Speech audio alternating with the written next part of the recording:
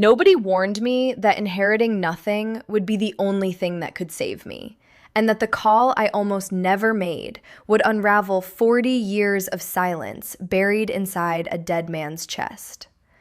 The conference room smelled like lemon wax and old money. 17 people crowded around a mahogany table long enough to park a fishing boat, and every single one of them wore the expression people only wear when they already know the punchline. My cousin Beckett had flown in from Lisbon. My Aunt Vondra had taken a car service from the Upper East Side. My mother's half-brother, a man named Ulbrich, who had not spoken to Grandpa Oswin in 11 years, sat in the corner pressing his thumbs together, nodding at no one. I was the last one in. I took the seat nearest the door. The lawyer's name was Thaddeus Karn, and he was the kind of man whose suits cost more than most people's rent, but who still managed to look uncomfortable in them, like wealth was a second language he'd learned in his 40s. He set a leather portfolio on the table and opened it with the practiced slowness of someone who understood theater. Grandpa Oswin Farrell Doct had died 3 weeks prior, 81 years old, cerebral hemorrhage. He had built a modest regional furniture company in his 30s, sold it in his 50s for a sum that nobody in the family ever confirmed but everyone estimated, and spent the last 2 decades of his life in a stone farmhouse outside of a small town in Vermont that didn't even have a traffic light. He was, by all accounts, a man who did not speak unnecessarily. He was also a man nobody truly knew. Thaddeus Karn cleared his throat. "I'll read the full document in sequence," he said. "Please hold questions until the conclusion." What followed was 32 minutes of legal language and contained euphoria. I watched it happen in slow motion, like witnessing an avalanche from a valley. Each name called, each clause delivered, each sum announced.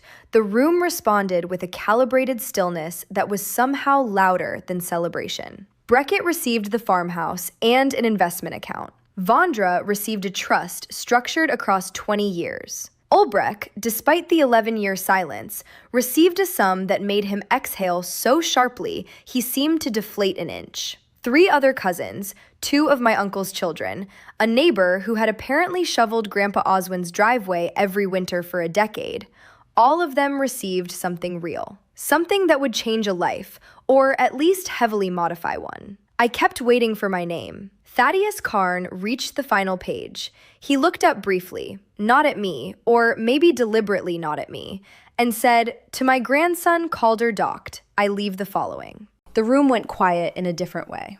No monetary allocation, no property, no shares.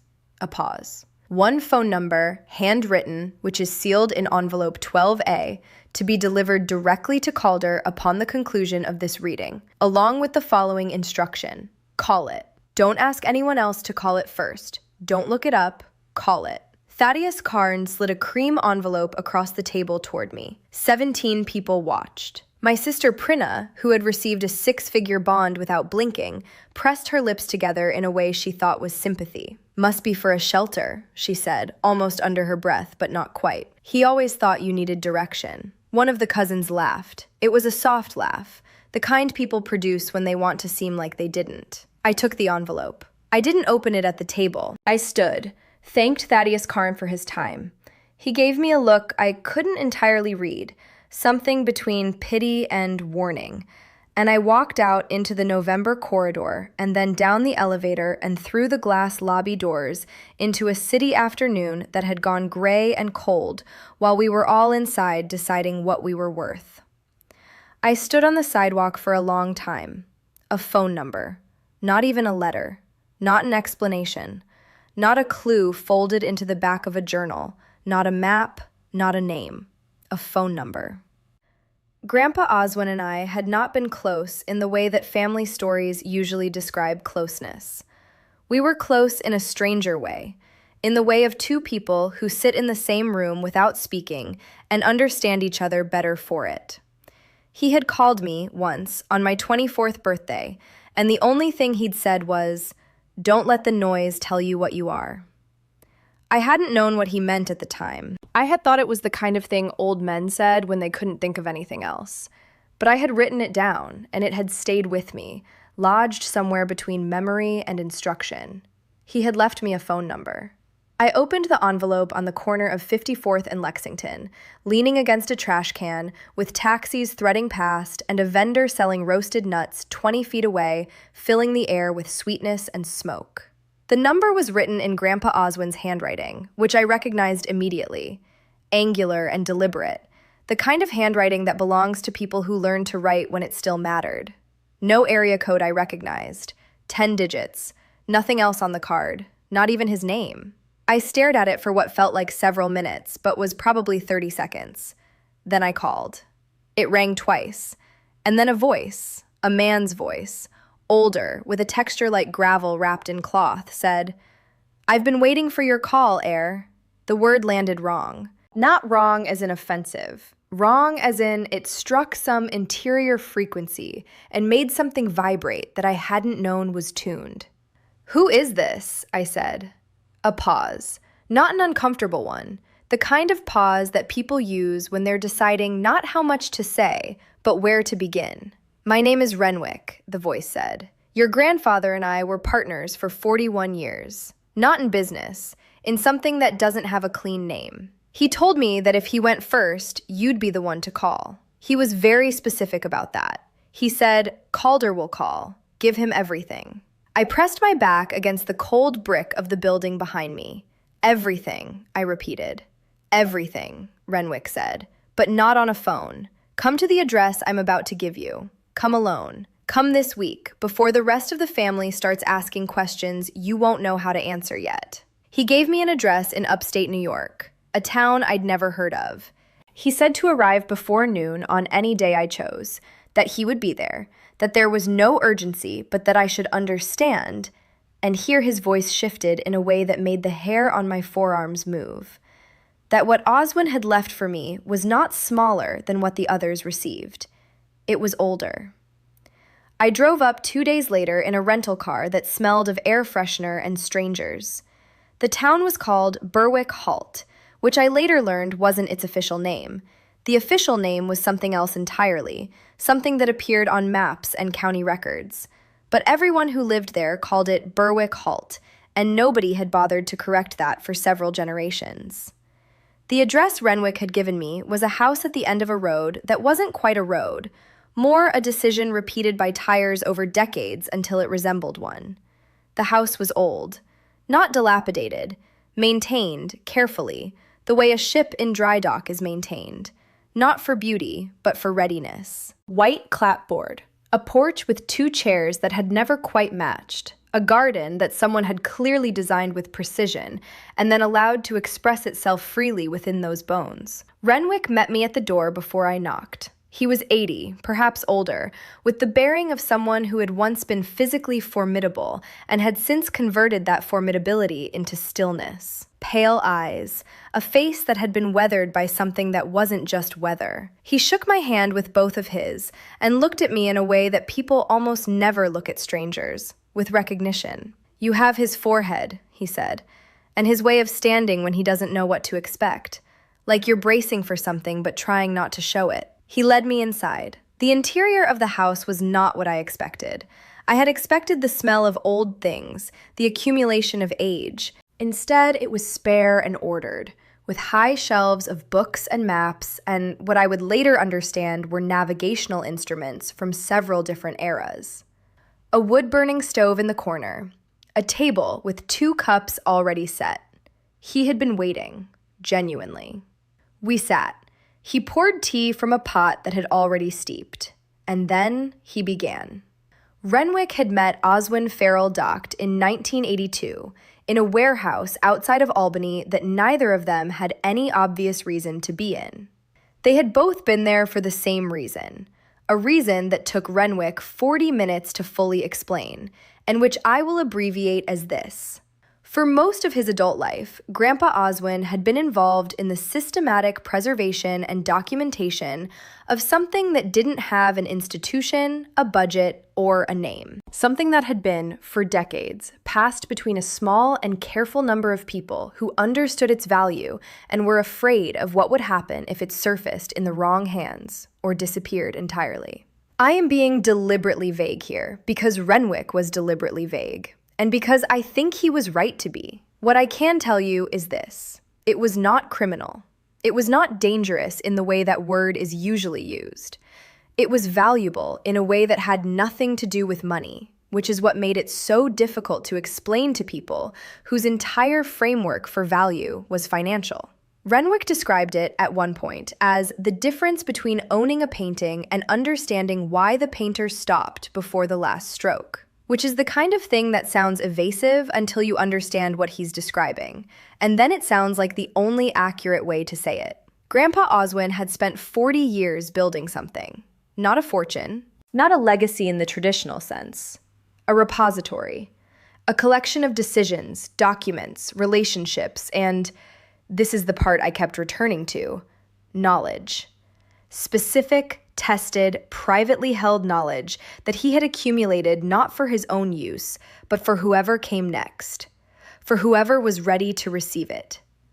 He had watched his family, for years, quietly, without announcement, and he had concluded, and Renwick confirmed this with a precision that suggested Oswin had talked about it many times, that of everyone he was leaving behind, only one person had the particular combination of qualities required.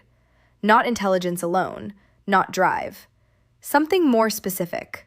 The willingness to not know, and to sit with that, and to keep moving anyway. He said you had that, Renwick told me, wrapping both hands around his tea. He said you'd proven it in the way you lived, not in anything you'd told him. He noticed. He always noticed more than he said. I thought about the phone call on my 24th birthday. Don't let the noise tell you what you are. It hadn't been a platitude. It had been an observation. It had been the beginning of an assessment I hadn't known I was in. Over the next 3 days, I stayed in a motel 8 miles from Berwick Halt that had a broken vending machine and the best mattress I'd slept on in years. Renwick gave me everything. It took that long not because the information was enormous, but because it required context, and context required sequence, and sequence required patience of the kind that cannot be rushed without breaking something important.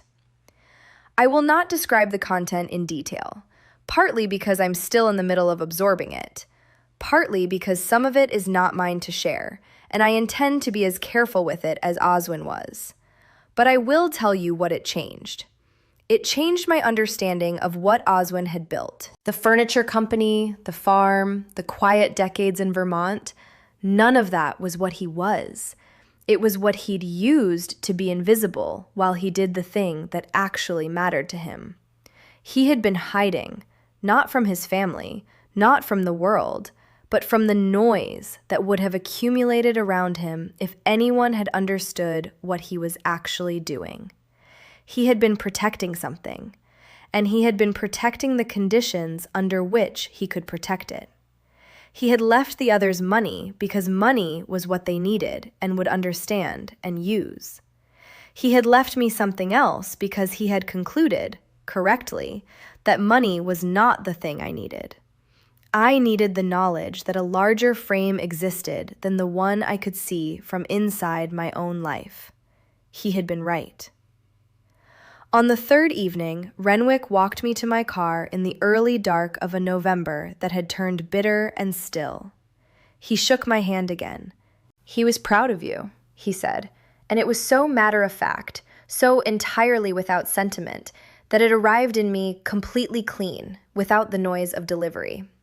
I drove back to the city with the windows down despite the cold, because I needed to feel something on my face that wasn't the interior of the rental car. I didn't tell Prinna. I didn't tell Breckett or Vondra or Ulbrich, who had stopped looking uncomfortable now that he had his sum and a new axis to organize his life around. Nobody asked much about what I'd received. The shelter joke had been made, the moment had passed, and the family had reconstituted itself around the coordinates of its new wealth. I let them. There are things I now know that I cannot explain to people who aren't ready to receive them, and I have developed, quickly, necessarily, a tolerance for that. Not cynicism, tolerance. The understanding that information doesn't become valuable because you possess it, but because the conditions exist for it to do something. Oswin had understood that for 40 years.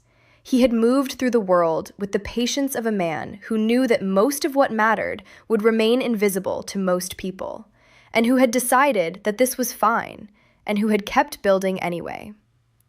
I think about the will reading sometimes. The 17 faces in that room, all organized around the certainty that they'd understood what was being distributed. The laughter when the envelope slid across the table. My sister's voice. Must be for a shelter.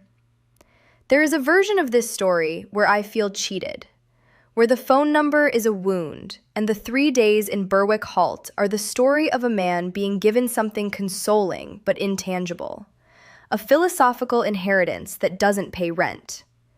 That version has no bearing on what actually happened. What actually happened is that I drove back from upstate New York knowing something I hadn't known before, that the people who move quietly through the world and leave the most are not the ones who accumulate the most. They're the ones who understand what to protect, and how, and who to protect it for. Oswin had spent 40 years deciding who to protect it for. He had chosen me, not because I was special, because I was ready, and because he'd been watching long enough to know the difference. That winter, I reorganized my life around the things I'd learned. Not dramatically, no announcements, no visible upheaval. Quietly, the way Oswin would have done it. I started moving differently, thinking differently about what constituted a real decision versus the performance of one. About what it meant to build something that could outlast your circumstances. About the relationship between patience and precision. How they're not the same thing, but each is useless without the other. There is a moment, in certain kinds of understanding, where you stop feeling behind. Where the gap between what you know and what you thought you were supposed to know by now closes. Not because you've caught up to some imagined standard, but because you've stopped using that standard as a reference point. Oswin had given me that.